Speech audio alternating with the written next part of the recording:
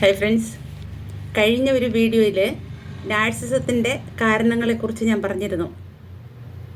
അന്ന് ഞാൻ പറഞ്ഞു, ഒരു കാരണവശാലും നമ്മൾ അവരെ കുറ്റപ്പെടുത്തരുതേ എന്ന്, അവരുടെ കുറ്റം കൊണ്ടല്ല എന്നുള്ളതുകൊണ്ട്. എന്നാൽ നാർസിസ്റ്റ് കാരണം അവരുടെ വിക്ടിം അനുഭവിക്കേണ്ടി വരുന്ന യാതനകളെക്കുറിച്ചും വേദനകളെക്കുറിച്ചും നമുക്ക് കണ്ടില്ലെന്ന് നടിക്കാൻ കഴിയില്ല. ഇതെല്ലാം ഞാൻ അവയർനെസ്സിന് വേണ്ടി മാത്രം പറയുന്നതാണ്. ആധികാരികമായ വിവരങ്ങൾക്ക് വിദഗ്ധരുടെ സഹായം തേടുക. ഒരു നാർസിസ്റ്റിനോടൊപ്പമുള്ള ജീവിതം ഒരു യുദ്ധക്കളത്തിൽ നിൽക്കുന്നത് പോലെയാണ്. അവരെ മാറ്റിയെടുക്കാൻ നമുക്ക് കഴിയില്ല. കാരണം അവർക്ക് കുഴപ്പമുണ്ട് എന്ന് അവർ സമ്മതിക്കില്ല. മുഖംമൂടി അണിഞ്ഞ വേട്ടക്കാരാണിവർ. നിങ്ങളുടെ ആത്മവിശ്വാസത്തെയാണ് അവർ കൊന്നുകളയുന്നത്. നിങ്ങളെ കൊണ്ട് ഒന്നിനും കൊള്ളില്ല എന്ന് അവർ നിങ്ങളെ വിശ്വസിപ്പിക്കും. നിങ്ങൾക്ക് ഭ്രാന്തുണ്ടെന്ന് പോലും അവർ പറഞ്ഞു വയ്ക്കും. നിങ്ങൾ അവരിൽ നിന്ന് രക്ഷപ്പെടാതിരിക്കാനുള്ള എല്ലാ വഴികളും അവർ പ്ലാൻ ചെയ്തിട്ടുണ്ടാവും. അവരെ മാറ്റിയെടുക്കുന്നത് അത്ര പ്രായോഗികമല്ല. അതുകൊണ്ട് നിങ്ങൾ നിങ്ങളുടെ സുരക്ഷയ്ക്കും സമാധാനത്തിനും പ്രാധാന്യം നൽകുക. ഞാനൊരു നാർസിസ്റ്റിക് വിക്ടിമാണ് എന്ന് പറഞ്ഞുകൊണ്ട് ഒരു വിക്ടിമും ഒരു മെൻ്റൽ ഹെൽത്ത് ഡോക്ടറെ സമീപിക്കില്ല. മറ്റെന്തെങ്കിലും ഇൽനെസ്സുമായിട്ട് ഒരു ഡോക്ടറെ കാണുമ്പം, അതായത് സാധാരണയായി വിക്ടിമിന് പല ഇൻറ്റസ്റ്റൈനൽ ഡിസോർഡേഴ്സും കാണും. അങ്ങനെയുള്ള അവസ്ഥയിലോ തീരെ ഉറക്കം കിട്ടാത്ത അവസ്ഥയിലോ ഒക്കെ ആയിരിക്കും ഒരു ഡോക്ടർ ഇദ്ദേഹത്തെ ഒരു മെൻ്റൽ ഹെൽത്ത് പ്രൊഫഷണലിൻ്റെ അടുത്തേക്ക് റെഫർ ചെയ്യുന്നത്. ഒരു വിക്ടിമിൻ്റെ കഷ്ടപ്പാട് നാം അറിയാതെ പോകുന്നു. ഒരു നാർസിസ്റ്റിൻ്റെ കരവലയത്തിൽ നിന്ന് രക്ഷപ്പെടാനായി നിങ്ങൾ ചെയ്യേണ്ട ചില പ്രാക്ടീസുകൾ, വിദഗ്ധർ പറഞ്ഞിട്ടുള്ള കാര്യങ്ങളാണ് ഞാൻ നിങ്ങളോട് പറയാൻ പോകുന്നത്. ഒന്നാമത്തേത്, നിങ്ങളുടെ ഇമോഷൻസിന് മേലുള്ള അവരുടെ കൺട്രോൾ കട്ട് ചെയ്യുക. നിങ്ങളുടെ ഇമോഷൻസ് വെച്ചാണ് അവർ കളിക്കുന്നത്. നിങ്ങളുടെ നിഷ്കളങ്കമായ മനസ്സിനെ വേദനിപ്പിച്ചും മുറിവേൽപ്പിച്ചും നിങ്ങളെക്കൊണ്ട് പൊട്ടിത്തെറിപ്പിക്കും. അതിനുവേണ്ടി നിങ്ങൾ ചെയ്യേണ്ടത് അവരുമായുള്ള കമ്മ്യൂണിക്കേഷൻ കട്ട് ചെയ്യണം. പൂർണ്ണമായും അതിന് പറ്റിയില്ലെങ്കിൽ അത് ലിമിറ്റ് ചെയ്യുമെങ്കിലും വേണം. സാധാരണയായി ഏത് കാര്യത്തിനും നിങ്ങൾ അവരോട് ഒപ്പീനിയൻ ചോദിക്കാറുണ്ട്.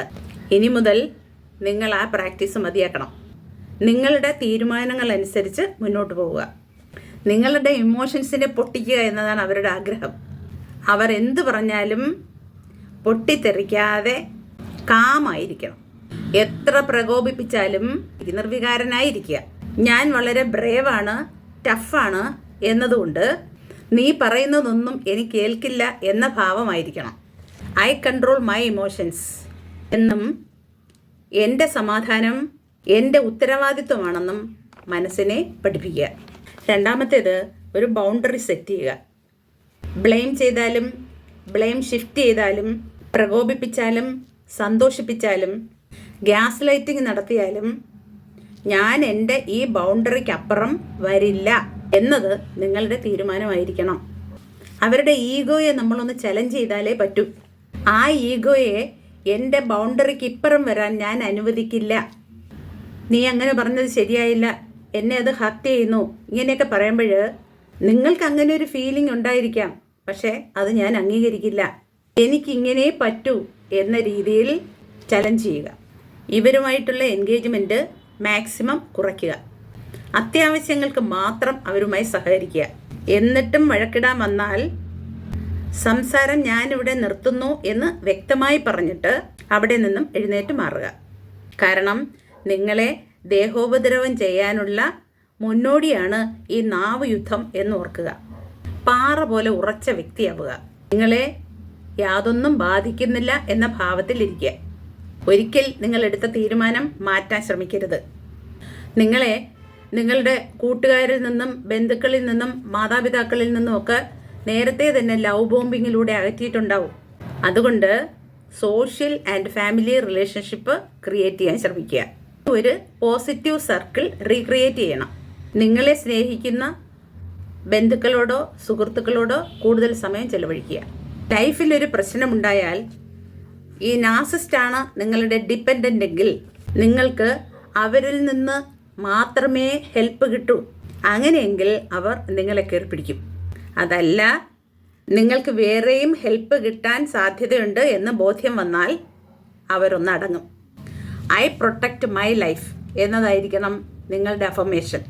3, നിങ്ങൾ നിങ്ങളെ തന്നെ കണ്ടെത്തുക. നിങ്ങൾക്കൊരു വിലയില്ലാത്ത ആളായി തോന്നും. നിങ്ങളുടെ വിശ്വാസം നഷ്ടപ്പെടും. ഞാൻ എന്തിന് ജീവിക്കുന്നു എന്ന് തോന്നൽ വരും. ആവർത്തിച്ച് കുറ്റപ്പെടുത്തി നിങ്ങളുടെ എനർജി എല്ലാം അവർ ചോർത്തിയിട്ടുണ്ടാവും. ഇപ്പം നിങ്ങൾ വെറും ഒരു ഷെല്ല് മാത്രമായിരിക്കും. ആ ഷെല്ലിൽ നിന്ന് പഴയ വ്യക്തിയായി വരാൻ ശ്രമിക്കണം. അതിനായി നിങ്ങൾ ചെയ്യേണ്ടത്, നിങ്ങൾക്ക് നേരത്തെ ഇഷ്ടമുണ്ടായിരുന്നതും പിന്നീടത് ഉപേക്ഷിക്കപ്പെടേണ്ടി വന്നിട്ടുള്ളതുമായ ചില വിനോദങ്ങൾ, അതായത് വായന, എഴുത്ത്, ഡാൻസ്, സാമൂഹ്യ പ്രവർത്തനം, പാചകം തുടങ്ങിയ കഴിവുകൾ തുടരാൻ ശ്രമിക്കുക. നിങ്ങളുടെ മനസ്സിന് സന്തോഷവും നിറവും തരുന്ന കാര്യങ്ങൾ ചെയ്ത് നിങ്ങളുടെ മനസ്സിനെ അപ്ഗ്രേഡ് ചെയ്യാൻ ശ്രമിക്കുക. പുതിയ കാര്യങ്ങൾ പഠിക്കുമ്പോൾ തന്നെ മനസ്സ് ഫ്രഷ് ആവും. I am strong, I am valuable, ഞാൻ എൻ്റെ തന്നെ ഒരു മികച്ച വെർഷനിലേക്ക് മാറും എന്നിങ്ങനെയുള്ളതായിരിക്കണം നിങ്ങളുടെ അഫർമേഷൻസ്. 4, ലെറ്റ് ഗോ ദ പെയിൻ. നിങ്ങളുടെ വേദനകൾ അവരോട് പറഞ്ഞ് മനസ്സിലാക്കിക്കാൻ പറ്റത്തില്ല. അതുകൊണ്ട് നിങ്ങളുടെ വേദനകളെല്ലാം നിങ്ങളൊരു പേപ്പറിൽ എഴുതി കത്തിച്ച് കളയുക. കരയണമെങ്കിൽ കരയുക, മനസ്സ് തുറന്ന് കരയുക. അങ്ങനെ അടുപ്പമുള്ള ആൾക്കാരെയൊക്കെ അവർ നേരത്തെ അകറ്റിയിട്ടുണ്ടാവും.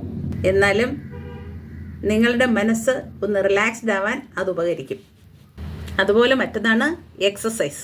അതിലൂടെ നിങ്ങളുടെ പെയിനിനെ പവറാക്കി മാറ്റാൻ സാധിക്കും. തുടക്കത്തിൽ തന്നെ ലവ് ബോംബിങ്ങിലൂടെയും മിററിങ്ങിലൂടെയും മാനിപ്പുലേഷനിലൂടെയും ഒക്കെ നിങ്ങളും ആ വ്യക്തിയും തമ്മിൽ ഒരു ഇമോഷണൽ ബോണ്ടിങ് ഉണ്ടാക്കി വെച്ചിട്ടുണ്ടായിരിക്കും. അത് പെട്ടെന്ന് പൊട്ടിച്ചെറിയാൻ പാടായിരിക്കും. അപ്പം പിന്നെ നിങ്ങൾക്ക് ചെയ്യാൻ പറ്റുന്നത് ആ ടോക്സിക് ആയിട്ടുള്ള ബോണ്ട് കട്ട് ചെയ്തതായി വിഷ്വലൈസ് ചെയ്യുക. I free myself from pain എന്നതായിരിക്കണം നിങ്ങളുടെ അഫർമേഷൻ. അവസാനത്തേത്, പൂർണ്ണമായി വിട്ടുകളയുക, എന്നിട്ട് മുന്നോട്ട് പോവുക. റിയാലിറ്റിയെ അക്സെപ്റ്റ് ചെയ്യുക. പഴയ കാര്യങ്ങളെ വീണ്ടും ഓർക്കാതിരിക്കുക. അവരുടെ സമാധാനത്തിന് വേണ്ടിയല്ല, നിങ്ങളുടെ സമാധാനത്തിന് വേണ്ടി നിങ്ങൾ അവരോട് ക്ഷമിക്കുക. നിങ്ങൾ നിങ്ങളുടെ സ്വപ്നങ്ങളിലും സന്തോഷങ്ങളിലും വളർച്ചയിലും ഫോക്കസ് ചെയ്യുക. ഇവിടെയൊക്കെയാണ് നമുക്ക് വല്ല ഗോളും ഒക്കെ സെറ്റ് ചെയ്തിട്ട് അത് അച്ചീവ് ചെയ്യാൻ വേണ്ടി നമ്മൾ ശ്രമിക്കുമ്പം നമ്മുടെ ഫുൾ ഫോക്കസ് അതിലേക്കാവും. എൻ്റെ പ്രയോറിറ്റി ഞാനാണ്, എൻ്റെ ജീവിതം ഞാനാണ് ക്രിയേറ്റ് ചെയ്യേണ്ടത്, എൻ്റെ ജീവിതം എൻ്റെ അവകാശമാണ്, ഞാൻ സ്വതന്ത്രനാണ് എന്നീ അഫർമേഷൻസ് ഓർക്കുക.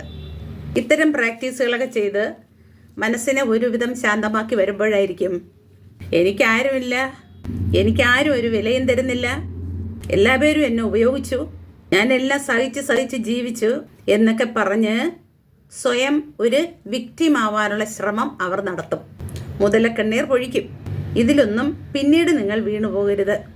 നിങ്ങൾ ഒന്നോർക്കണം, അടിസ്ഥാനപരമായി ഒരു നാർസിസ്റ്റ് ഒരു ഭീരുവാണ്. അവർ ഏറ്റവും ഭയപ്പെടുന്നത് അവർ കെട്ടിപ്പൊക്കി വച്ചിരിക്കുന്ന കൃത്രിമ പ്രതിച്ഛായ തകർന്നു വീഴുമോ എന്ന ഭയം അവർക്ക് എപ്പോഴും ഉണ്ടായിരിക്കും. കരുത്തരായ വ്യക്തികളെ അവർ തൊടില്ല.